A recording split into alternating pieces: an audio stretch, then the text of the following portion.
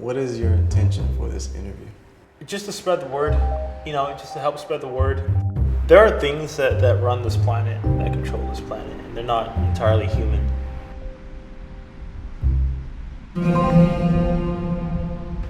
Frank, appreciate you coming out, man. Appreciate your time and energy, man.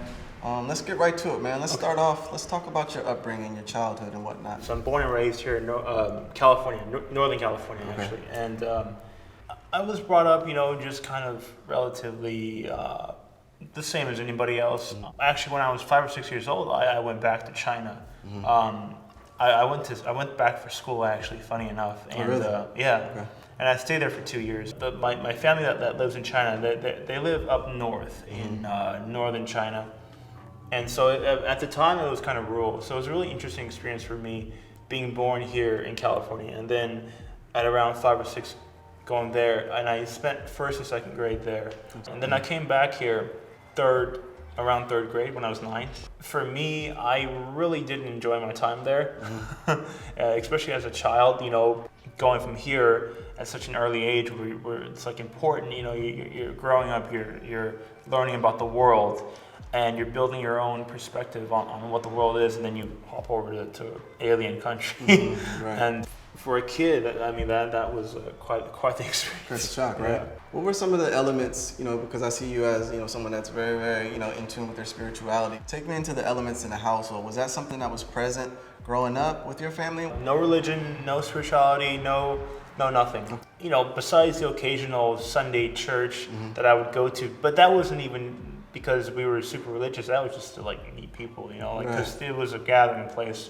A lot of people went to church. So when I was a kid, my mother took us to church every now and then, but not too much spirituality, no. And in China, in Asian culture, if you look back what happened in the Cultural Revolution, when Mao came into power, he banned any form of religion, spiritual practice, anything. That carries on, through in my family with my parents and relatives, etc. So growing up, I never had any exposure to any of that besides the occasional Sunday church. Okay.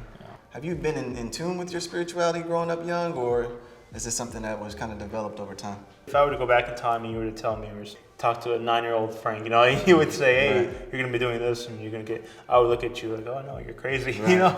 I never, at a young age, I never thought I'd get involved in it. But it's funny that you mentioned that, because I always knew at a young age that I would be doing something different. I knew there was something kind of in store for me that would be different from the norm, the status quo. Yeah, I just didn't know what that would manifest into. Were there instances in your childhood growing up where you've kind of experienced things that you kind of maybe shrugged off or pushed to the side? There were a few, absolutely, and they weren't so much metaphysical. They were metaphysical, but they were actually visitations. From ETs, from other people that I had at the time, and I remember looking back at it at the time. I thought, well, that was awkward. That was not normal. But I was a kid, so I didn't think much of it. I just kept going. One instance I like to talk about is when I was a 9-year-old kid. One night, my mother takes me and my brother to the public library. We're going there to get books. We're going there to get, stuff like that, whatever. And there was a gentleman there, waiting for me. He knew I was going to be there. He looked like any other typical, guy wearing, jeans and a shirt. Very typical looking. But when I walked in, he was standing there just waiting for me. And when he saw me, he just kind of stared me down. I was a 9-year-old kid, just looking at me, just staring, just glaring, and almost in an aggressive way, but not really, just had strong intention behind it. I didn't make nothing of it. I saw it, and I just kept going. I was like, okay, whatever. And lo and behold, that was a guy from a ship. Oh, wow. Yeah, I mean, they have crazy technology. They can pop in, give the appearance of a human, whatever, wearing a suit or a shirt and pop in, pop out, no problem for them. It's very easy. That was my first official visitation that I can remember. So is that something that you knew then, that he wasn't from, At that very moment, I was just like weirded out because Yeah. that was just a weird thing for a child that like. I mean, this guy was like, just. And at the very most, I just thought that was a weird occurrence. I didn't know that that was what the case was until after, Right. long after. Wow. He came in, paid me a visit. He was a friend. He's friendly, and he knew who I was because I've had past lives with groups of ETs, etc., and kind of go around helping people. So he saw me here and now. He saw what my future would eventually turn out to be, what I would eventually do. And so he just came in, really early on in my life, just giving me a visit, saying hi, Wow. The visitations, were they something that was reoccurring as a child, or it was just kind of like case by case, here and there? If I really look into it, I think I could pick up more. That one was actually picked up by Jay. Oh, wow. Yeah, he was the one that saw that, and he was explaining it to me in a consultation, and I was like, yeah, that happened when I was 9. How the hell do you know? Like I was just, I was baffled. So take me along. You're a regular kid in Modesto, you know what I mean? Yeah. You're going through your adolescence. Take me through the times of your young adulthood. Out of high school, I was kind of like, okay, what the hell am I going to do now? I knew I wanted to get involved in computers. I knew I needed to go to school, study a profession, get a job. But I also knew in the back of my head that wasn't my end game. But I knew I had to do it at the time. So I was, in high school, I was kind of a jock. I loved sports. I swam. I loved aquatic sports. I did water polo, swimming. I also did wrestling. I loved just being physically active during that time. So I was a total jock. And, I was doing the same things anybody else in high school was doing, like going out partying, drinking, smoking, whatever. Yeah. And that, for me, that got to a point where I was like, all right, I really need to stop doing this. I did that for a couple of years, right? Junior, senior, and after that, still. But I realized I'm like, all right, I got to do something with my life here. This is not an end game. This is not, this is not something that anybody can sustain, But during that time, I was waking up. I was really coming alive around when I was around 19 or 20. So I'm 27 now, so that's what, 2011, 2012, around there, Now, was that something like you developed in college, because you had like a freedom in college, or was that something that you just kind of? That was just, no, not really. That was just like an interest that just kind of took hold. It came to you. Yeah, exactly. It just came out of nowhere, and then I just kind of went with it. That was totally made to be like that. Okay. What were some of the first instances where you realized that you were going through a change and kind of, starting to develop? When I realized that this is more than just an interest, and I realized that, okay, I'm gonna actually try and go forward with this. First, you start off, you get your toes wet with whatever you do, right? And then you just, okay, maybe you have an interest, and you go further into it. And when I got further into it, I realized, okay, this is more than just me being an enthusiast. This is I'm going for it now, and that was around 2012, 2013, when I started dabbing into many different topics of esoteric, spirituality, metaphysical stuff, yada yada yada, and just experiencing, tasting everything, seeing what resonates with me. The things that you were kind of tasting, was that literature? Was that audiobooks? All the above. Talk about some of those things. Literature. Select people. They call themselves gurus or teachers or whatever. And I was just kind of gravitating towards people and maybe literature and books, studies. Just different things, and I would just kind of go for that and get what I could from it, knowledge-wise, Right, absolutely. People sometimes they just cling on to what they originally studied, and they cling on to it, and they don't want to really keep an open mind to other possibilities, and that mixed in with the fact that there's just so much stuff, and there's so much just sensationalized kind of just BS in this field. It just creates an issue. In taking on all these things and and going and trying this and trying that and kind of reading this and reading that, how did you use your discernment, like in deciding, this is what resonates with me and whatnot? Yeah, absolutely. Like that's discernment is what it's all about. And I found that whatever I got into, only pieces I resonated with. So like I would take what I really resonated with and then just kind of leave the rest. You know, I would see what this person or this teaching or this study was offering to people, and I would say, well, you know, this is just too much, but this is pretty nice, it's practical, you know. Right. And that's what I was doing with everything. It was just like, okay, you know, a little bit of this, a little bit of that, build my own truth from that. So I know a lot of people that I've spoken with and whatnot that have been on their spiritual path for however long years and whatnot. They always talk about this defining moment that kind of like flipped the switch from, or like when the veil dropped.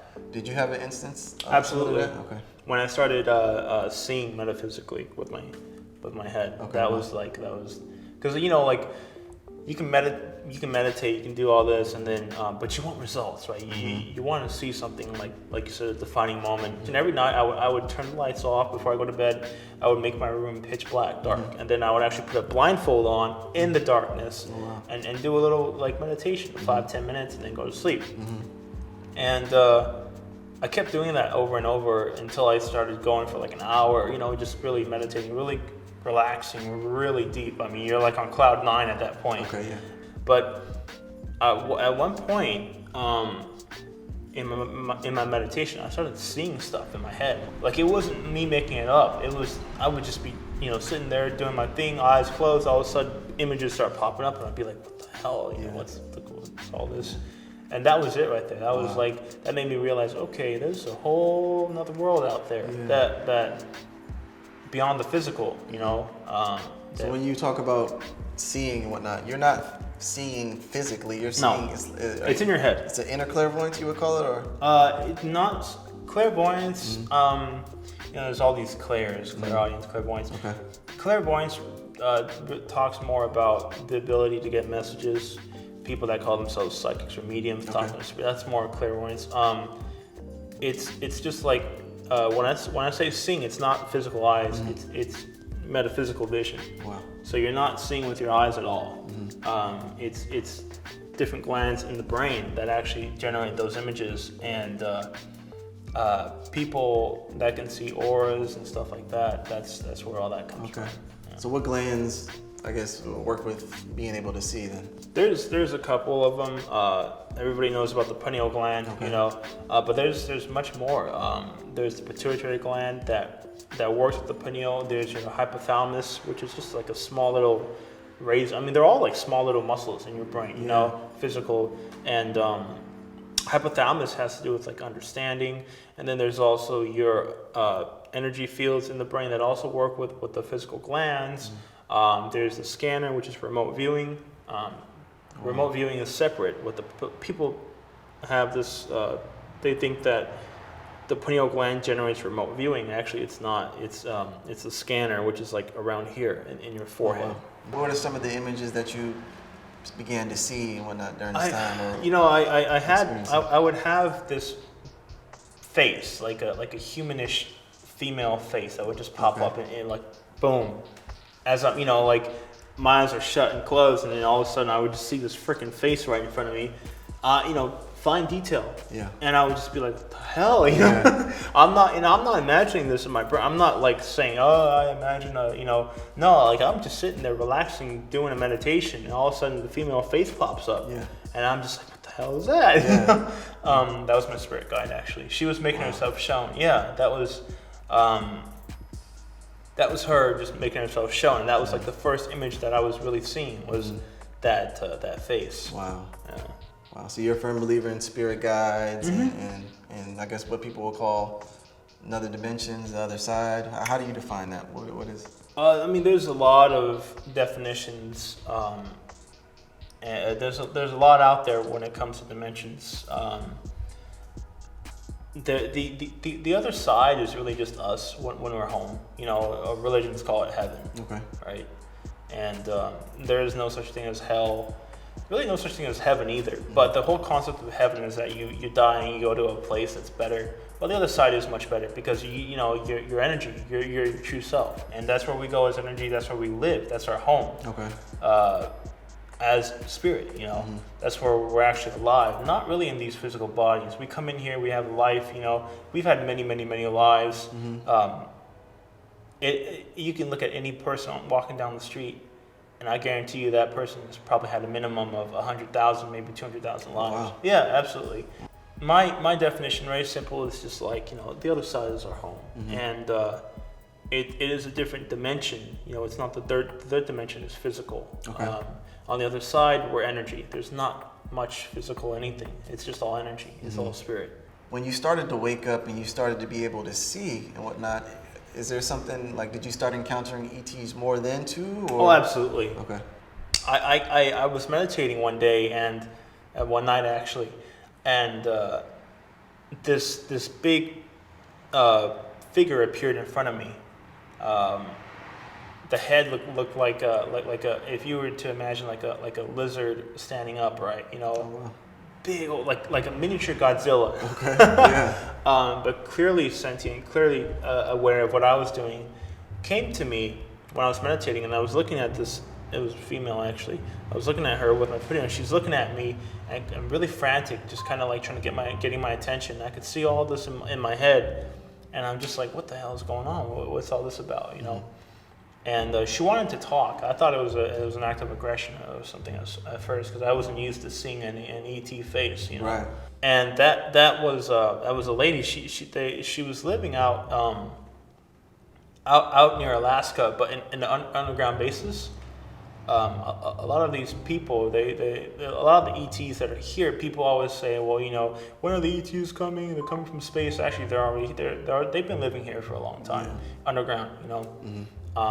And they have the technology to sustain themselves doing that, and they'd rather live down there than on the surface. So why is that, you think?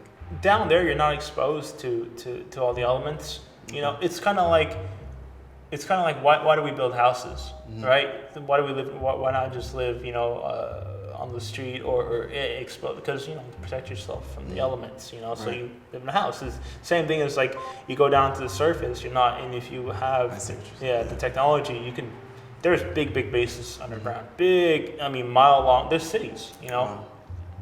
And I'm not talking about like military, you know. What they call them, like dumbs, deep underground. I'm not talking about military stuff. I'm talking about actual living quarters where it's like, but there is military stuff, but I'm talking about actual living quarters where it's like a city. Wow. And they just live, they go to school, you know, it's all down there. Wow. Are there many different races of ETs, or what? There's so, like, if you just look at the Earth, you know, look at all the different species of life on the Earth. Okay. You know, so look at how different we are to a starfish, for example.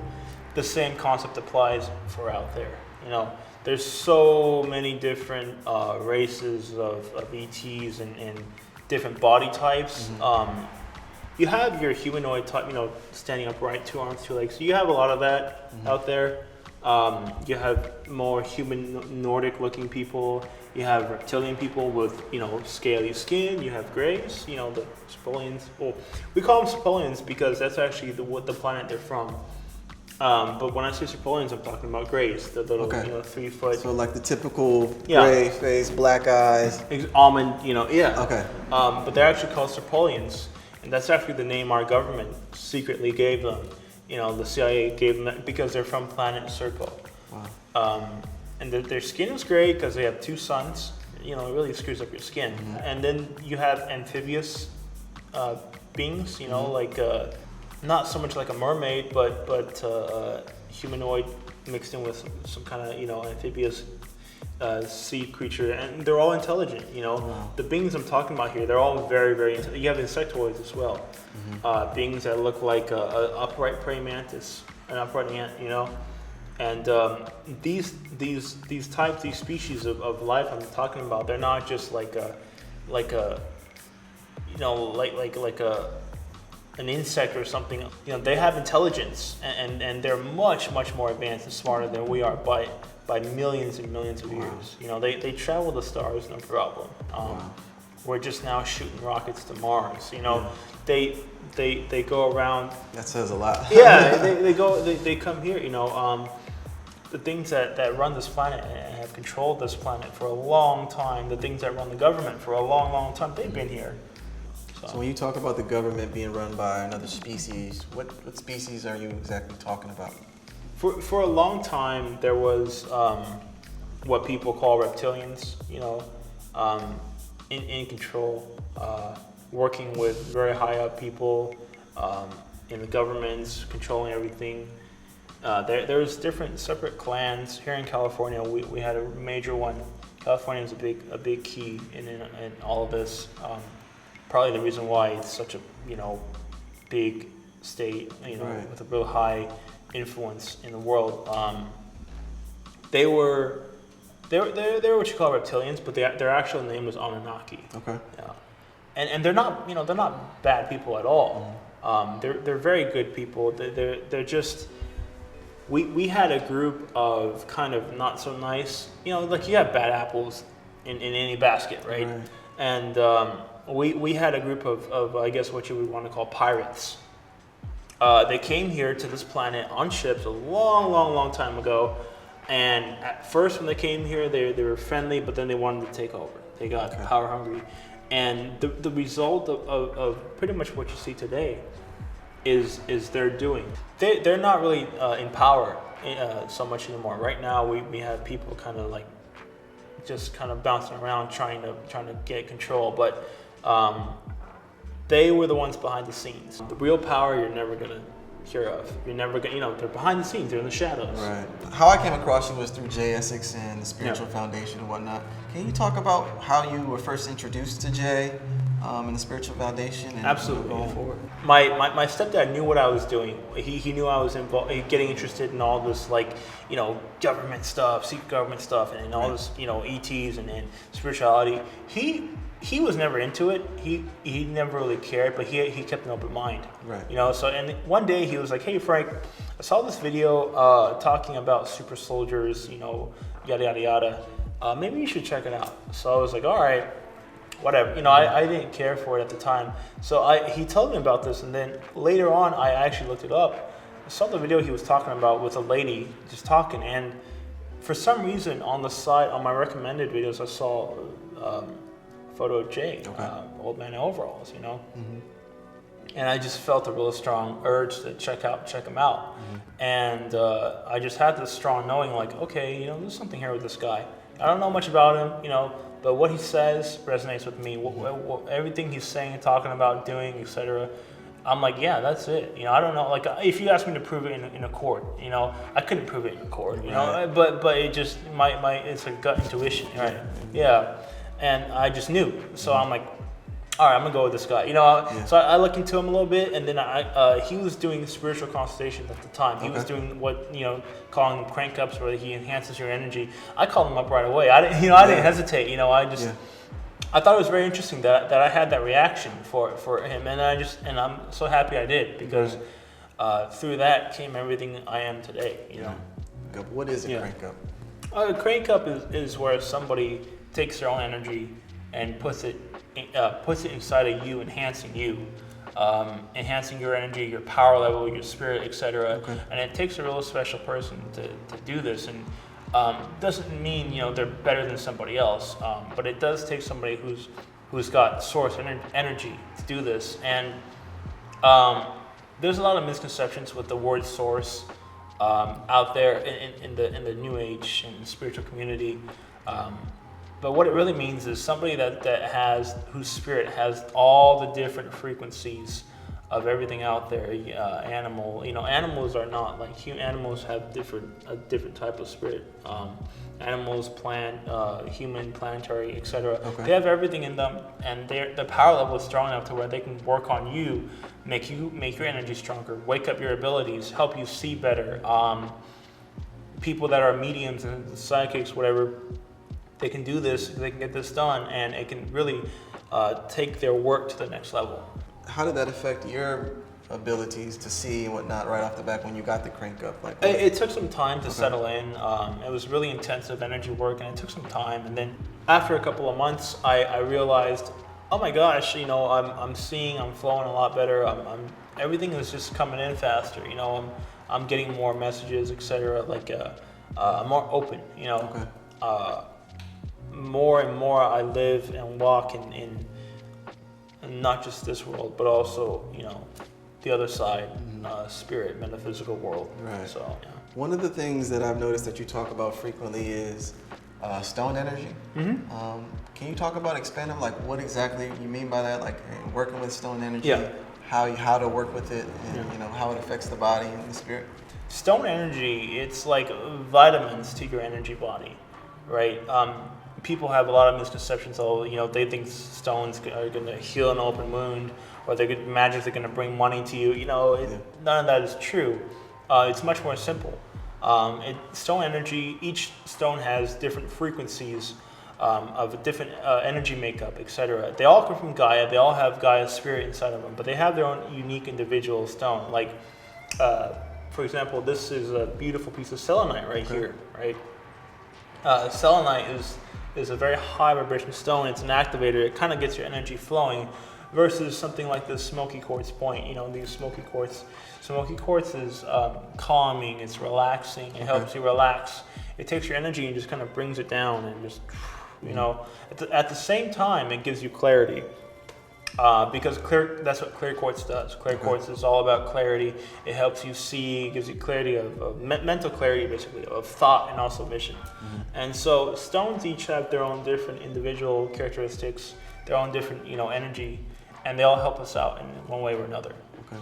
So going back to waking up, getting the crank up, whatnot, I'm sure it couldn't have all just been, fine and dandy, I'm waking up and this is all going good. What were some of the things that you've had to work on, doing inner work, or things that you've encountered and whatnot that have forced you to grow? Absolutely. I mean, there's, nothing in life is easy. It doesn't matter if you're a mechanic or engineer, nothing in life comes simple. And with this field, because of what it is, and because there's no set structure for any of this, most of this is looked down upon as taboo, as, just like, you're getting involved in witchcraft or something, and it's looked down upon as like a cultish type of stuff. And there's a lot of, self-doubt involved there. I was a lot of questioning of, I doubted myself. I was questioning myself, like, is this worth it? A lot of that happens, especially in this field, because it's just so, it's all new. It's new territory. Actually, it's old because it's part of who we are, and metaphysical stuff has always been in our DNA, And but it's new in the sense that people are just waking up now, and there is no structure. There is no nothing. You're just kind of on your own doing it, and you just whatever you make of it is whatever you make of it. So how did you get over that self-doubt? Just still not completely over it, but but it's a process, just it's a process, and it's just working on just being true to yourself. Because whatever you do in life, you're gonna have people naysayers. You're gonna have people that are just gonna put you down, whatever. And I've realized just you block all that out. Don't listen to your inner voice, not external. So now you're teaching people how to wake up. You're teaching people how to get in tune with the metaphysical side of them, their spirit and whatnot. What are some of the things that you're teaching in your consultations and in your courses and whatnot? Consultations are spiritual advice that I give people to help them wake up. I look into their energy. People always have questions like, what was I doing in a past life? When am I? Very typical question is like, when am I going to meet somebody? A lot of women ask me, when am I going to meet, a guy or something? Men ask me the same thing. And consultations are more just personal advice versus my other classes where I actually give courses, very tailored courses specific to like seeing, for example, like teaching people how to remote view, teaching people how to use their heart energy or their solar plexus, gut intuition, or how to use their pineal to astral project. That stuff is more tailored. That stuff is more like a class versus the constellation. It's just like a personal advice. It's like I tell you about yourself, so you can take that and go with it. And further progress your own spirituality, your own awakening. What is the best advice you have for somebody that's waking up? Relax. Relax. Yeah, you got to relax. What do you mean by that? You have to, you have to flow inside yourself. You call it meditation. I just call it relaxing. Meditation is really close to medication, and you don't need medication. You just need to just kind of flow in, relax, calm down, flow inside yourself, and flow out. And it's all just energy. And then from there, whatever happens, happens. That's how I got started, and that's how if I didn't do that, I wouldn't be here today. And it's very simple. Just take 5-10 minutes. I know we all live hectic lives, right? We all have stuff going on in our jobs, at home, family, friends, etc. If you can just take 5 to 10 minutes of just you time, just quiet. You're in a room, nobody's around you, no screaming kids, no houses are on fire. You're just sitting there. You just relax, close your eyes, and just flow inside yourself. That's all you need to do. Yeah, and that's where it starts. Thank you for your time. Thank For you. your energy, man. Thank you.